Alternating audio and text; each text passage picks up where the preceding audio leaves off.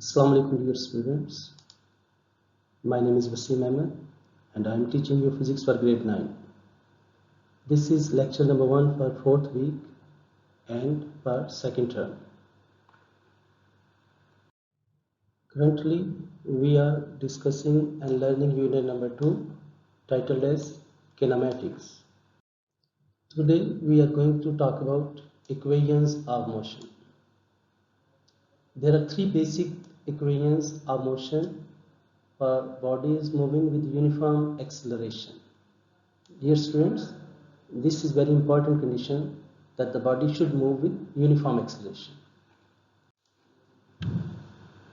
These equations relate initial velocity represented by V I is in subscript. Final velocity Vf, acceleration denoted by A, time by T, and distance covered by a moving body. Distance is represented by S. To simplify the derivation of these equations, we assume that the motion is along a straight line. Hence, we consider only the magnitude of the displacement, velocities, and acceleration. So let's start. Consider a body moving with initial velocity Vi in a straight line with uniform acceleration A. Its velocity becomes Vf after time t. The motion of a body is described by the speed time graph as shown in figure 2.26 by the line AB. The slope of the line AB is acceleration. Dear students, as you are observing that this is speed time graph, I redraw it for making it more clear. Here you notice that this is the origin. This horizontal axis is time measured in seconds, and this vertical axis we plot speed, and the unit for speed is meter per second. Okay, here you notice that the body, when we start observing the body, motion of a body, we get this sort of graph. So this is all about, this is the whole information we are obtaining by observing the motion of a body. Here you see that when we start observing the motion of a body, the body gets some initial velocity Vi. It starts from here, this point, and then with the passage of time, the speed of the body increases, and after time t, if we make it more clear, the time is passing along this axis. So after time t, the body gets velocity Vf. As you know, the slope or gradient of the speed time graph gives us acceleration. So let's analyze it more carefully and more deeply. You see, let's see how to get the slope of this graph. Let's complete this graph. You notice that from this origin to this point, the body is having velocity Vi, and up to after passing time t, the body is having speed Vf. At this point, the velocity of body is Vf. So how much is this distance from here to here? We can get it just fraction of Vf minus Vi. From graph it is very clear how to get this distance. So the rise of this graph is Vf minus Vi, and the run of this graph is t. So dear students, same is represented by this graph. So let's view it more. In figure 2.26 you are having speed time graph. So you see that the horizontal axis is plotted with time and the vertical axis is having speed. So at this origin, when we started observing the motion of a body, the body was having some velocity which is termed as the initial velocity here, and after passing time t, body is the speed of the body is increasing, and after time t it becomes vf. So this is the acceleration a, because the slope or gradient of speed time graph is always acceleration. So dear students, understanding of this graph is very pivotal and crucial, because we will be driving all three equations of motion, and today it's done for the first equation. So make it sure that you fully understand the basic dimension, a basic message which we got from this graph. This graph is also labeled as, this point is O, which is the origin, and this point is A, where we have started and the body gets velocity vi. This point is B, where the body after passing time t gets a velocity vf. This point is C, and this point is D. As I just told you earlier, if you analyze this graph, you see that from here to here the body is having velocity vi, and from this horizontal axis to this point B, the body gets velocity vf. So in time t, how much is the velocity gained by the body? It is shown here. If we take the difference of these vf and vi, we say that it is vf minus vi. So from this C point to B point, we are having the gain in speed vf minus vi, and you know the basic definition of acceleration is what? The gain in speed in a unit time. And as we have already defined that the slope of the line AB in speed time graph is always acceleration. So from this graph you see this is the actual graph. And how to get the slope of this graph?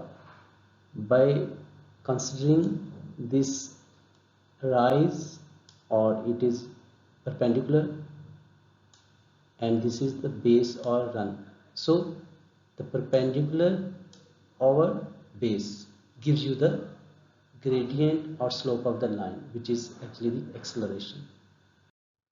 Dear students, let's once more revising how did we drive the first equation of motion with the help of this graph. Here you notice that the graph is speed time graph, and you know that the gradient or slope of speed time graph always give you the acceleration. So slope of line AB gives us acceleration, and this is the graphical formalism. It is very clear from observing the graph. And if you label these PD with VF, CD with VI, and OD with T, and it is very clear from the graph. We got this equation, and after reshuffling it, we are having this step, and finally we got this form, which is termed as the first equation of motion. And as I just told you, that it relates velocities, final velocity, initial velocity, acceleration, and time. So this is all about driving the first equation of motion. Dear students, let's talk about some application of the first equation of motion. So here we are going to talk about numerical problems relating first equation, and this is actually the example 2.10 according to your book. And what's the data given? So we are going to apply the equation, and this is called problem solving. So the same equation we got, that is termed as the first equation of motion. So let's see, according to the data is given, and in kinematics we actually predict future provided the present is given. So let's see what the data is given. Here a car traveling at 10 meter per second, this is the initial velocity.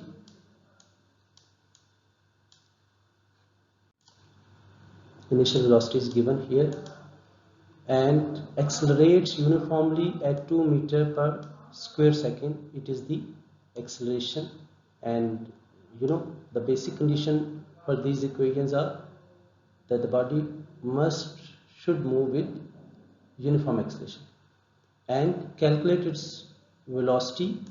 Of course it would be a final velocity, and how much time after 5 seconds its time.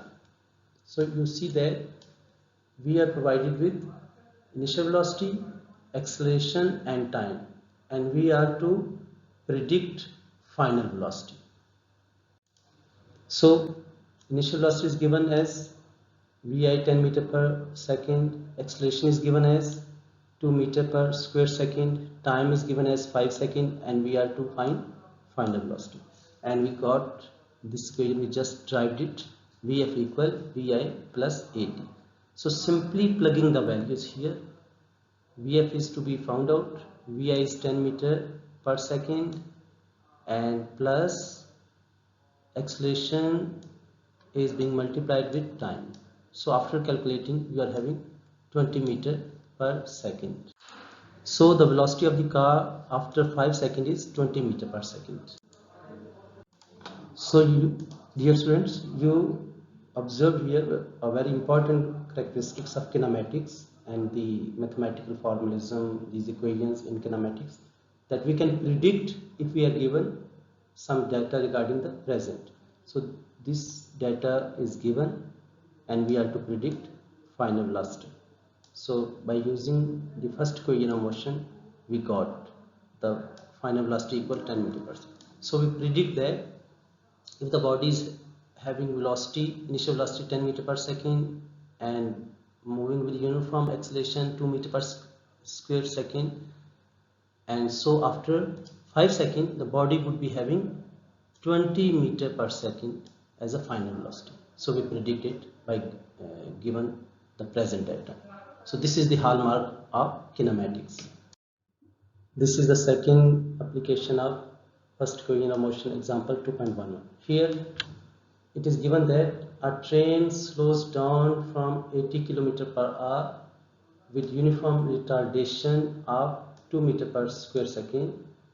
How long will it take to attain a speed of 20 km per hour? Here you notice that this is the initial velocity, and initial velocity is not given in SI unit. The SI unit for velocity or speed is meter per second, but here kilometer per hour. So we have to convert it into meter per second. And then acceleration is given. Acceleration, the units for accelerations are okay, SI units. How long will it take? Time is to be found out. After what time to attain a speed of 20 km per hour. This would be a final velocity. And again you see that the unit for final velocity are given as kilometer per hour. We have to convert first it into a meter per second SI units. So let's start. So here initial velocity is given as 80 km per hour. How to convert it into meter per second?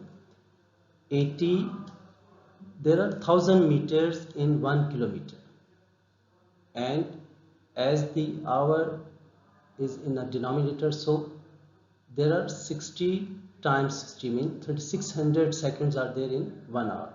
So by this simple manipulation we have converted the data from kilometer per hour to meter per second. So after simplification, what's the result?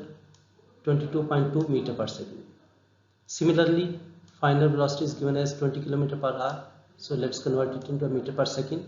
So we get 5.6 meter per second by the same arithmetic manipulation. And acceleration is given as 2 meter per second per square second. Here the unit is per square second. And here minus sign represents that here you notice that the retardation or deceleration is given, means the body is slowing down. That's why minus sign is coming here, minus 2 meter per square second, and we are to predict the time. So according to given data, we got this equation Vf equal Vi plus 80. This is the first equation of motion, and just plug the value here. If we shuffle this equation, if we redistribute this equation, so how to get this time? You know this, let me make it clear at this point. The equation, basic equation is Vf equal Vi plus 80. So first of all, take this initial velocity towards the other side, so it would be Vf minus Vi equal 80. Okay, now we have to divide this acceleration to other side, so finally we get time equal Vf minus Vi divided by acceleration. So this is the equation as you see here. So now just plug the values. Vf we just got 5.6 meter per second, Vi 22.2 meter per second, and acceleration is minus 2 meter per square second. And after simplification, we are having time equal 8.3 seconds. So the train will take 8.3 seconds to attain the required speed. Dear students, again you are observing that if we are given some present data regarding a moving body, then we can predict the future. Here initial velocity, final velocity and acceleration was given, and we are to predict time. So we got that after 8.3 seconds the body gets deaccelerated from 80 km per hour to 20 km per hour. So this is actually the problem solving with the help of equation of motions, and presently we are talking about first equation of motion. Dear students, let's do some more application of problem solving with the help of first equation of motion. Let's do these. Let's solve these equations by ourselves. So here you see that a car starts from rest. Mean whenever a body whenever it is given that the body start from rest, then its initial velocity is always 0 meter per second because it was at rest or stationary. Its velocity becomes 20 meter per second. So of course this would be a final velocity. So after some time the velocity of the body becomes 20 meter per second, and in how much time? In 8 seconds. So time is given as 8 seconds, and so this is the present data given in this problem, in this numerical problem, and we are to find out acceleration. So acceleration is to be determined. So if you analyze the given situation, the given present situation, you see that the first equation of motion is suitable for it. And what's the first equation of motion? Vf equal Vi plus 80, and if we shuffle this equation, we can get acceleration as,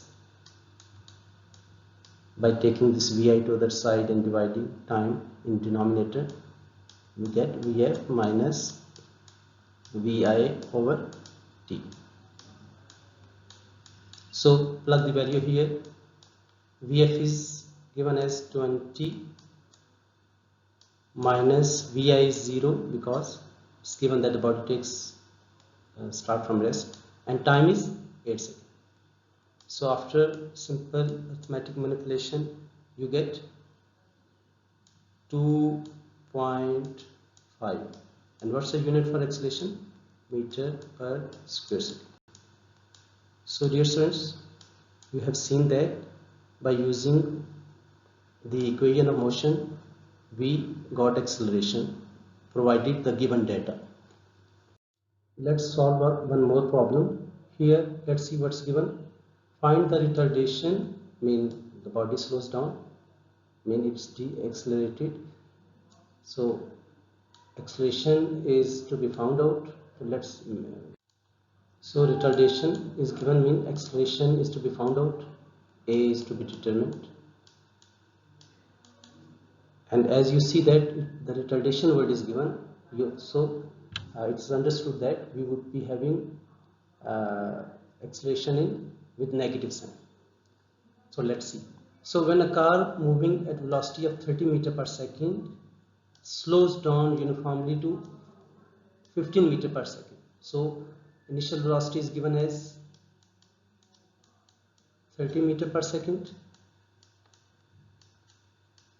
and after time t, mean 5 seconds, the body gets deaccelerated to, mean slows down to 15 meters per second, because you can assume it as if the driver applies brake, it's understood that the body gets slows down.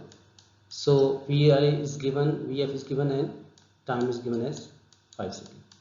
So after 5 seconds, the body gets deaccelerated from 30 meters per second to 15 meters per second, and we are to find out the acceleration. So which is the formula which is suitable? The same formula, we just write it as you can see. Again, let me write first equation. Vf equal Vi plus At, and from here we can easily get acceleration as Vf minus Vi by t. Now putting the values, Vf 15 meter per second, Vi 30 meter per second, divided by time is 5 seconds. So after simplification, we would be having 15 minus 30 minus 15 divided by 5 minus 3, and the unit for acceleration is meter per square second. So you see that acceleration we got here, means deceleration we got here 3 meters per square second. So again, it's an application of the equation of motion, or you can say these are the problems which are to be solved with the help of equations of motion. So dear students, in this discussion we got some basic ideas of equations of motion. We derived first equation of motion graphically, and then we solved some problems relating to the equation of motion, first equation of motion. Hopefully you understand today's lecture. So see you in next lecture with new topic. So good luck and take care.